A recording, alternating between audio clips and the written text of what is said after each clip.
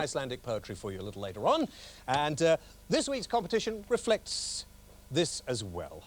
The question is, thank you, Danny, what is the capital of Iceland? That's is fine. It Reykjavik? Yes. Frigidaire? Yeah. Frisia-Bolokov? Right. Drop the head again and arch that back.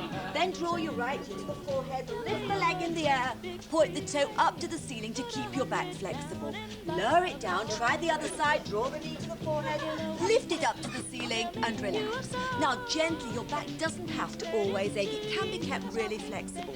Draw the thumbs in front, fingers behind, lift the chin up now, breathe in, gently take the head back, slowly at first, never strain your body, gently it will go back, then the head will gently go back to the floor with practice.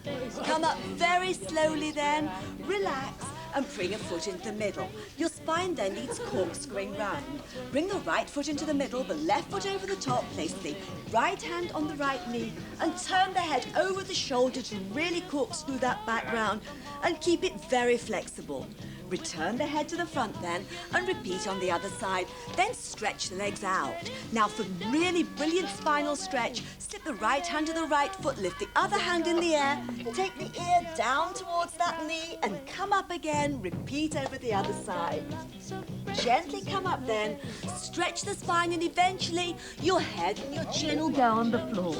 Come up, your spine then needs a brilliant stretch out. So lie flat, lift the legs in the air, take them straight back behind the head. Eventually the knees can go back here. Eventually you can come up very gently into a sitting position and then relax. Okay, there you go. Every day. See you. Thank you very much indeed, Matt. That's really quite good.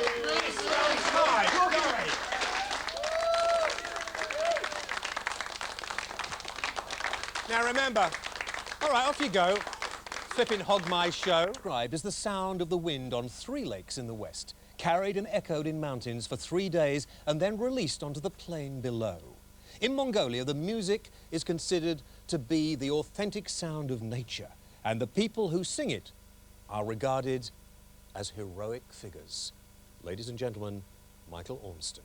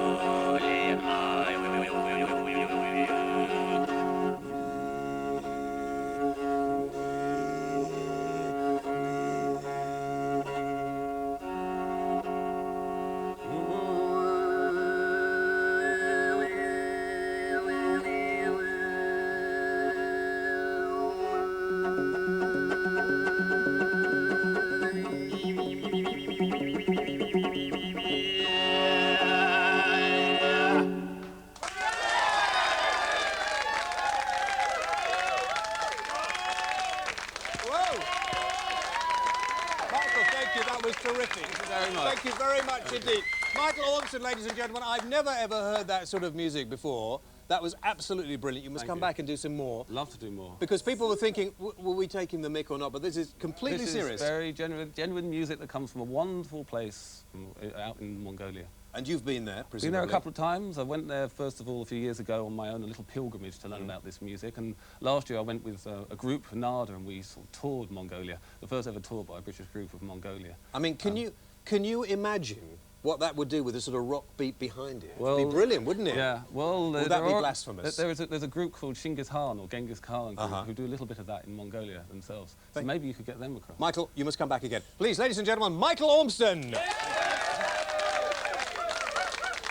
OK.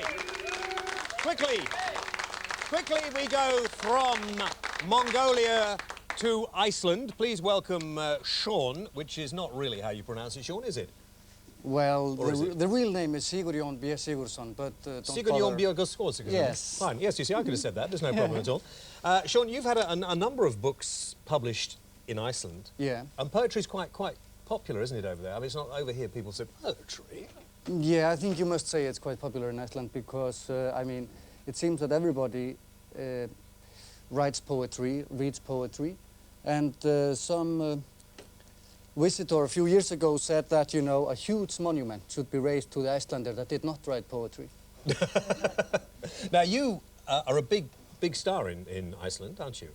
Well, I've been some sort of an enfant terrible in Iceland. Yeah, of course I'm a big star. I'm nominated now for one of our biggest literary awards and things like that, so, you know, that's why I'm here, you know. They haven't got that on the South Bank show either. Now, you have appeared on stage with the Sugar Cubes in America, haven't you? Yes, I used to have like this alter ego called Johnny Triumph, who was like the most uptight rock and roll star of all time. And he just loved to have the Sugar Cubes as his support band, and that's how he saw it. And he loved the concert in Boston where the Pixies were the support band of the Sugar Cubes, and then the Sugar Cubes his support band, and he did his only song there. So well, maybe he could come on the show and do his only song on here sometime. Yes, maybe, yeah. Maybe. Yeah, I can maybe talk him into it, yeah. OK, now you have come over here and you're a pal of Björk's. She must be the best-known person who's never been interviewed in the world. Yes. Does she ever come out of wherever she hides away? No. No. I see. I mean, she likes just to, you know, she stick does to exist, her job, you doesn't know. she? Yes, parts of her, yes. Parts of her exist. The voice, for example, you know. Yes. The throat. The throat. Yes. Not unlike that Mongolian music in some ways. Now, now, the reason he's cagey, I tell you, the reason he's cagey is because you're now going to edit Björk's new magazine, aren't you? Yes. She brought me over to London from Fries Jabolakov, the capital of Iceland. Yes, he brought me over to edit this magazine and take care of her interview pages, you know. In the old days, poets were the main export of Iceland, you know. And so, you know, she wanted to import something to London, and she brought me over, and I'm taking care of this magazine, which is going to be like a multicultural magazine sold to Björk's fan without having a single photo of herself in it. So that's the trick I'm supposed to pull, yeah. OK, sure, thank you very much indeed. It's been fascinating. And please come back and sing as Johnny Triumph on the programme, will you? Yes. OK. Ladies and gentlemen, Sean, again, Sean. It's Sean from Fries Jabolakov. Yeah, fine.